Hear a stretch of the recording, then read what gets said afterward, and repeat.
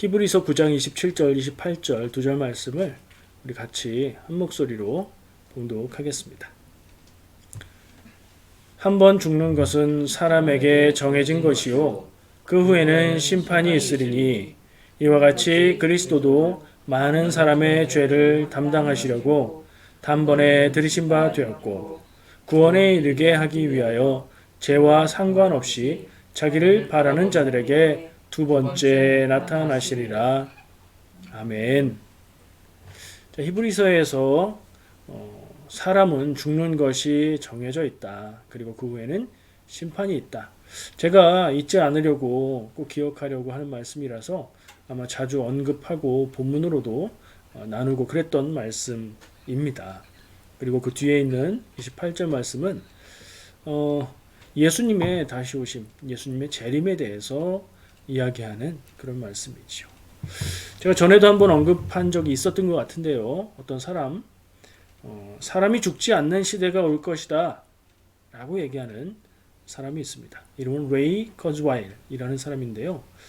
그분이 한 10년 정도 안 된 것 같은데 그 책을 통해서 미래를 예측해서 사람이 죽지 않는 시대가 2045년 정도면 올 거다라고 예상을 했죠.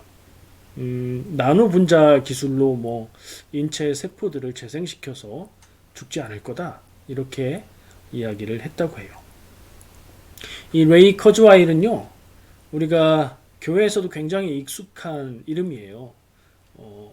교회에서 찬양단 운영을 할 때 보면 그 신디사이저 있죠. 건반을 커즈와일 아니면 롤랜드 또 몇 가지 사용하는 게 있는데 그 중에 좋다고 알려진 게 커즈와일입니다. 바로 이 오늘 얘기한 이 사람이 그 커즈와일 신디사이저를 발명한 사람이에요.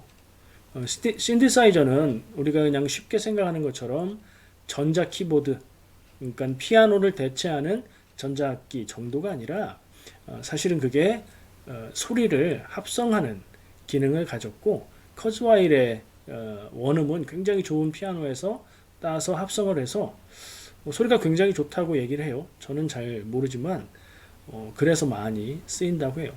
그것을 만든 사람이었고 어렸을 때부터 천재로서 두각을 나타냈고 유명했던 사람이에요. 미국의 발명가입니다. 많은 발명들을 했고요. 미래학자로 알려져 있어요. 그가 쓴 책들이 여러 권 됩니다. 현재는 구글 아시죠? 구글의 딥러닝 엔지니어링 이사로 일을 하고 있어요. 일하고 있다고요. 나이가 73입니다. 1948년생이에요. 73살 먹은 할아버지인데 보면 그 정도 나이가 들어 보이진 않아요. 이 사람에 대해서 유명한 것들이 많이 있습니다. 그 발명가로서 많은 것들을 발명해서 유명해요. 그걸 꼽아보면 아까 얘기한 커즈와일 신디사이저 그리고 광학 문자 인식이라고 하죠. 스캔된 이미지에서 컴퓨터가 그 글을 추출해낼 수 있는 기술 거기에도 큰 공을 세웠다고 하고요. 텍스트 음성 변환 컴퓨터가 글자를 주면 그걸 사람의 목소리로 읽어주는 기술 그것도 이 사람이 개발에 참여했다고 합니다. 자, 73세인데 아직도 현역으로 일하고 있고 책 쓰고 있고 모습을 보면 73세로 보이지 않는 비결이 있는데요. 이게 또 그 사람이 유명한 한 가지 요인입니다.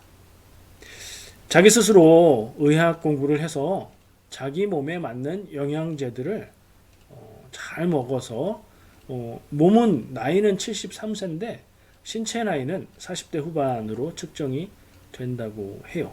그러니까 실제 그가 먹은 영양제들이 효과가 있다고 봐야 되겠죠. 그가 왜 이렇게 영양제를 먹으면서 건강에 투자를 하고 있나? 아까 얘기했잖아요. 2045년이 되면 사람이 죽지 않는 시대가 오기 때문에 그때까지 살아있으려고 그렇게 건강을 유지하는 노력을 하고 있다고 합니다. 그가 먹는 영양제에 대해서도 사람들이 관심을 갖는데 이건 우리가 따라하기가 좀 어려울 것 같아요. 보니까 하루에 먹는 영양제들의 숫자가 수백 알 정도 되고요. 그 영양제 비용만 해도 수천 불씩 하루에요. 그러면 1년이면 한국 돈으로 한 11억 원 정도의 영양제를 드신다고 합니다. 뭐 그 정도 먹으면 그 정도 나이가 돼야 되지 않을까요? 어떤 사람들은 사람이 죽지 않는 시대가 온다. 기술의 발전 속도가 계속 빨라져서 그 날이 그리 멀지 않다. 이렇게 생각하는, 그리고 이 사람은 인공지능에 대해서도 위험하다고 생각 안 하고 낙관적으로 보는 사람인데 그의 생각이 너무 낙관적이다. 이렇게 비판을 하는 사람들도 많이 있고요. 인공지능이 인간을 추월하는 날, 이 레이 커즈와일은 2029년이면 인공지능이 모든 면에서 인간을 앞지를 거다 이렇게 예상을 하는데 다른 사람들은 또 다른 근거를 대면서 그렇게 빨리 오지는 않을 거다라고 얘기를 한다고 합니다. 여러분 어떻게 생각하십니까? 사람이 죽지 않는 시대라 여러분 2045년까지 살아 계시겠죠? 사람이 죽지 않는 시대를 맞으면 우리는 어떻게 될까요? 만약에 그런 날이 온다고 해도 모두가 죽지 않을 수 있는 그런 시대가 될까요? 성경은 뭐라고 말합니까? 하나님이 인간의 한계를 죽음으로 정해놓으셨다라고 기록하고 있습니다. 성경은 인간이란 존재가 아무리 뛰어나고 아무리 힘을 모으고 지혜를 모아도 죽음을 통해서 한 세대는 끝나고 이어져 가게 되어 있는 것을 알려주고 있죠. 단적으로 사람은 죽음의 한계를 가지고 있다는 사실을 아담과 하와가 죄를 짓고 에덴에서 추방당할 때 생명나무를 하나님이 막으셨죠. 그걸 먹고 영생할까 하노라 하면서 말이죠. 그러니까 인간이란 존재는 하나님에 의해서 그 수명이 한계 지어진 존재라는 것이 성경적인 인간에 대한 관점입니다. 인간은 죽을 수밖에 없는 존재라는 이 한계는 성경이 아니더라도 그게 현실이기 때문에 모든 사람이 알고 모든 종교와 모든 문화에서 그것을 기억하고 중요하게 생각하는 그런 일입니다. 커즈와이 박사의 주장처럼 인간이 죽지 않는 시대가 오면, 만약에 오면 그건 그때 가서 다시 생각해 볼 일인 것 같아요. 그 전까지는 하나님이 정해놓으신 한계가 분명히 있다는 것을 기억하고 살아야 됩니다. 우리는 결국에는 죽음으로 존재가 끝나는 인간입니다. 인간으로서 주어진 일생을 어떻게 살 것인가? 제가 주어진 일생이라고 표현을 했습니다. 우리는 태어났죠. 내가 나를 인식하고 세상을 인식하고 다른 사람들을 인식하기 시작하면 나는 이미 태어난 생명으로 존재하고 있었던 거죠. 하나님이 인생을 주신 것입니다. 내가 하나님께 일생을 받았다면 어떻게 살아야 할까요? 그게 하나님이 우리에게 주신 과제고 질문입니다. 우리는 모두 이 질문에 답을 해야 됩니다. 7극을 읽으면서 주제를 나누고 있죠. 지금은 7가지 죄에 대한 주제 중에 세 번째예요. 세 번째 주제, 지난주에 처음 다룬 주제 뭐예요? 기억하십니까? 탐욕에 대해서 나눴었죠. 탐욕, 욕심, 한계, 선을 넘어선 욕심을 이야기하고 있습니다. 탐욕에 대한 부분을 쭉 읽다가 한 번 읽고 넘어가지 못하고 여러 번을 읽게 된 문장이 있습니다. 한 3번 정도 읽었던 것 같아요. 그 의미를 이해하기 위해서. 문장이 어려워서가 아니라 간단한 문장인데 그 문장이 말하고 있는 것이 정말 중요한 것 같았기 때문이죠. 여러분에게도 읽어드리겠습니다. 3번 읽어드릴까요? 일단 한번 읽어드리겠습니다. 7극 191페이지에 나오는 건데요. 가시나무는 온몸이 매끈하고 윤기가 나는데 다만 끝에 예리한 것이 찌를 수가 있다. 재물을 좋아하는 사람은 목숨이 살아있을 때는 재물을 몹시 매끈하고 윤기나며 훌륭하고 아름답게 여긴다. 죽음에 이르러 재물이 나를 따라오지 못하고 재물을 모은 죄만 나를 따라오게 되어서야 그 가시를 깨닫는다. 세 번째 문장을 읽고 나서 저는 좀 충격을 받았습니다. 죽음에 이르러서야, 죽을 때가 되어서야 우리가 세상에서 모아놓은 재물, 명예, 우리가 쌓아놓은 것들이 나를 따라오지 못하고 그것들을 모으는데 짓게 되었던 죄들만 남아서 나를 따라온다는 표현입니다. 어떻게 생각하십니까? 좀 충격적이지 않으십니까? 이 사실을 모르는 게 아닌데 우리가 늘 성경에서 또 말씀을 통해서 나누고 듣던 얘기인데 이렇게 쓰여진 문장을 읽어보니까 좀 충격적이에요. 다시 한번 읽어드리고 싶어요. 천천히 한번 읽어드릴 테니까 잘 들어보세요. 가시나무는 온몸이 매끈하고 윤기가 나는데 다만 끝에 예리한 것이 찌를 수가 있다. 재물을 좋아하는 사람은 목숨이 살아있을 때는 재물을 몹시 매끈하고 윤기나며 훌륭하고 아름답게 여긴다. 죽음에 이르러 재물이 나를 따라오지 못하고 재물을 모은 죄만 나를 따라오게 되어서야 그 가시를 깨닫는다. 그래서 말하고 있는 그 가시가 뭐예요? 죄의 가시를 우리가 살면서 만들어 왔고 우리의 영혼을 따라서 죽음 이후에 남는 것은 그 죄뿐이다 라는 얘기를 하고 있지요. 인생은 공수래 공수고 빈손으로 왔다가 빈손으로 간다. 이 얘기 다 알지요. 근데 묘하게요. 살아있는 사람은 모두 이걸 모르는 것처럼 살고 있다는 생각이 듭니다. 잊고 사는 것 같아요. 근데 또 한편으로는 잊고 사는 게 다행이라는 생각도 들지요. 우리가 매일매일 순간순간 나는 죽을 것이다. 언제인지 모르지만 나는 죽는다. 이 생각만 하고 있다면 굉장히 인생이 우울할 겁니다. 하나님 우리에게 만각의 복을 주셔서 우울한 사실은 잊게 하지만 이 사실을 완전히 잊어버리고 살면 어리석은 인생을 살 뿐일 것 같습니다. 그래서 가끔씩은 우리는 끝이 있고 죽는 존재고 죽을 수 있다가 아니라 반드시 죽는 존재고 그게 언제 찾아올지는 알 수 없다. 이 사실을 기억할 필요가 있습니다. 보통 사람들은요. 내가 죽는다는 사실을 다 알지요.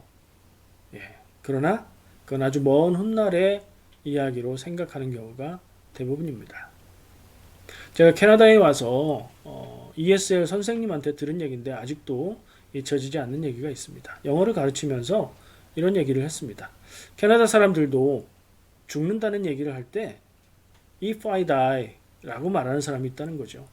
만약에 내가 죽는다면 그리고 뭐라고 말한다는 거예요. 근데 자기가 생각할 때는 사람은 다 죽으니까 if가 아니라 when I die 라고 말해야 된다. 그게 문법적으로도 맞고 논리적으로도 맞는다 라고 얘기하더라고요. 우리말로 바꾸면 뭐예요? 내가 죽으면 내가 죽을 때 라고 말하는 게 맞다는 거예요. 만약에 내가 죽으면 이라는 것은 그 표현 자체가 오류가 있는 표현이라는 거죠. 말이 안 된다는 거죠. 납득이 되시죠? 반드시 죽기 때문에 만약이라고 가정할 수가 없다는 거예요. 그런데요. 우리말 표현도 만약에 내가 죽으면 이라고 말해도 전혀 어색하지가 않죠. 왜요? 사람이 내가 웬만해선 죽지 않을 거라고 생각하기 때문인 거죠. 내가 멀지 않은 시일 내에 죽지는 않을 거다라고 생각하기 때문에 만약에 내가 죽으면 이라고 말해도 자연스러운 거예요. 근데 좀 전에 얘기한 것처럼 우리가 언제 인생을 끝내게 될지는 우리가 정할 수도 없고 알 수도 없는 거죠. 아까 얘기한 대로 매일매일 우리가 죽는다는 사실을 기억할 필요는 없지만 가끔씩은 돌아보고 또는 중요한 결정이나 중요한 일을 앞두고는 한 번씩 생각해 보는 게 좋다 이런 생각을 합니다. 그때 마지막 때에 언제가 될지 모르는 우리 인생의 마지막 때에 무엇이 남을까 하는 질문을 해보시기 바랍니다. 지금처럼 살다가 언젠가 그날이 오면 무엇이 남게 될까? 내가 떠나고 난 자리에 남은 사람들의 기억 속에는 무엇이 남을 것이며 내 인생에 남겨놓은 흔적들은 무엇으로 세상에 남게 될까? 그 생각을 해볼 때 지금처럼 이렇게 사는 게 괜찮은가? 이런 질문을 우리가 가끔씩 해봐야 되겠다는 생각을 합니다. 나는 마지막 순간에 후회만 남는 인생을 살고 있지는 않은가? 질문해 봐야 되고요. 웃음과 감사가 남는 인생을 살아야겠다 하는 생각을 합니다. 이런 생각을 가끔씩 하고 잊지 않고 산다면 인생을 필요 없는 일에 마음 쏟고 낭비하고 살지는 않을 것 같습니다. 우리가 다 잘 아는 예수님의 비유, 누가복음 16장에 나오는 부자와 거지 나사로의 비유 한번 기억해 보겠습니다. 이름도 없는, 성경에서 이름도 주지 않은 예수님의 이야기거든요. 예수님 마음대로죠. 이름도 주지 않았어요. 중요하지 않은 사람인 거예요. 혹은 우리 모두를 상징하는 사람이죠. 부자가 있었습니다. 굉장한 부자였는데 그는 자기의 부를 누리고 나누는데 인색하고 남은 생각하지 않고 살았죠. 근데 그의 집 앞에 거린 나사로가 있었습니다. 그는 먹을 것이 없었고 얻어서 구걸해서 먹었고 병들어서 괴로운 가운데 있었죠. 그를 돌보지 않았다는 것을 알 수 있는 내용이었어요. 그리고 둘 다 죽었습니다. 사람이니까 둘 다 죽지요. 둘 다 죽어서 어떻게 됐는가? 이게 중요한 거예요. 부자는 죽어서도 부자인가?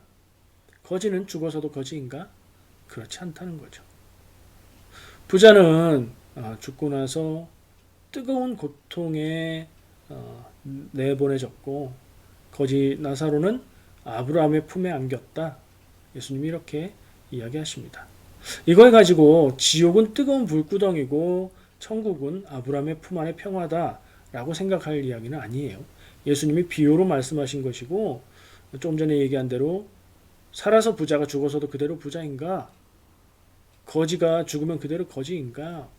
아니면 세상에서 살았을 때의 삶에 따라서 그 처지가 달라질 수 있는 것인가에 대한 비유일 뿐입니다. 자, 질문 한번 해보겠습니다. 부자, 이름 없는 그 부자는 왜 뜨거운 고통 속에 빠지게 되었을까요? 첫 번째, 나쁜 사람이라, 악인이라 벌을 받았다. 두 번째, 어리석은 사람이라 미련해서 그렇게 됐다. 세 번째, 죽는 것을 생각하지 않고 살았기 때문이다. 세 가지가 끝이에요. 한번 골라보세요. 부자는 왜 뜨거운 고통에 처하게 됐을까? 세상에서 살 때처럼 죽음 이후에 부자가 아닌 고통에 처해진 이유는 뭘까? 첫 번째, 나쁜 사람이라, 악인이라. 두 번째, 어리석은 사람이라. 세 번째, 죽음을 생각하지 않고 살았기 때문에. 이게 사실은 전부 다 해당될 수도 있어요. 나쁜 사람이고 미련하고 죽음을 생각하지 않고 살아서 그랬을 수도 있어요. 근데 예수님의 이야기 속에 이 부자가 죄를 지었다, 나쁜 짓을 했다 이런 얘기는 없습니다. 죄 때문에 고통에 빠진 게 아니에요. 어리석은 것 이건 잘 모르겠어요. 그러나 핵심적인 문제는 아닌 것 같아요. 저는 그가 죽음 이후를 생각하지 않고 살았기 때문에 그렇게 되었다라고 생각합니다. 사실 왜 죽은 후에 부자가 고통당하고 나사로는 안식을 취하는지 그 이유는 중요하지 않아요. 그게 달라질 수 있다. 그게 갈릴 수 있다. 이것을 기억하는 게 중요합니다. 성경이 예수님의 비유 이야기가 그 이유를 언급하지 않기 때문에 그걸 따질 이유는 없습니다.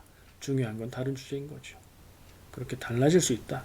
죽음 이후에 우리의 연속성이 우리가 계속 존재하고 그 처하는 처지가 달라질 수 있다는 것을 기억해야 된다는 겁니다. 예수님은 그 얘기를 왜 하셨을까요? 예수님의 비유는 다 의도가 있어서 말씀하시는 거예요. 이야기가 아직 안 끝났어요. 부자가 아브라함에게 청합니다. 나사로를 보내주셔서 나는 어쩔 수 없지만 아직 죽지 않은 나의 형제들에게 나사로가 가서 이 사실을 전해서 그를 믿고 구원받을 수 있게 해달라고 청하죠. 중요한 것은 자세하게 얘기하는 거잖아요. 여기에 예수님이 이 이야기를 하신 이유가 있다고 봅니다. 부자의 말을 들은 아브라함의 답은 뭐예요? 아니다. 그들에게 모세와 선지자가 있다. 그들의 말을 들으면 된다. 그 말을 듣지 않으면 죽은 자가 살아서 돌아간다고 해도 듣지 않을 것이다. 자, 아직 죽지 않은 부자의 형제들에게는 기회가 있습니까? 없습니까? 기회가 있지요. 아직 기회가 있습니다. 근데 기회가 있을 때에 꼭 기억해야 될 사실을 기억하지 않으면 그 기회를 날려버리는 거죠. 기회가 있을 때 죽음 이후를 기억하고 살라는 말씀인 겁니다. 그리고 사람들은 이 사실을 전에 들어도 그것에 대해서 깊이 생각하지 않는다는 말이기도 하죠. 자, 이렇게까지 얘기하는데 여러분, 나는 죽고 죽은 후에 어떻게 될까? 이 생각을 안 하시겠습니까? 바꿀 수 없는 명확한 사실입니다. 어떻게 하시겠습니까? 어떻게 살겠습니까? 몰라서 실수하는 건 우리가 용서할 수 있죠. 이해가 됩니다. 몰랐으니까요. 근데 알고서도 잘못하는 것은 이해도 안 되고 용서도 안 되죠. 성경 말씀을 통해서 죽음이 있고 죽음 후에는 심판이 있다. 이렇게 경고가 주어졌는데 우리는 그 사실을 잘 알고 있으면서 이 세상의 삶에 끝이 없을 것처럼 살고 있다면 얼마나 미련한 것인가요? 마지막으로 아까 읽었던 7극의 문장을 다시 한번 읽고 싶습니다. 결국엔 3번을 채우네요. 읽어드릴게요. 가시나무는 온몸이 매끈하고 윤기가 나는데 다만 끝에 예리한 것이 찌를 수가 있다. 재물을 좋아하는 사람은 목숨이 살아있을 때는 재물을 몹시 매끈하고 윤기나며 훌륭하고 아름답게 여긴다. 죽음에 이르러 재물이 나를 따라오지 못하고 재물을 모은 죄만 나를 따라오게 되어서야 그 가시를 깨닫는다. 그때 가서 후회하면 소용없습니다. 이렇게 많이 성경을 통해서 또 지혜를 통해서 알려줬는데 우리가 기억해야 되고 이 사실을 잊지 않고 생각하면서 살아가면 좋겠습니다. 기도하겠습니다.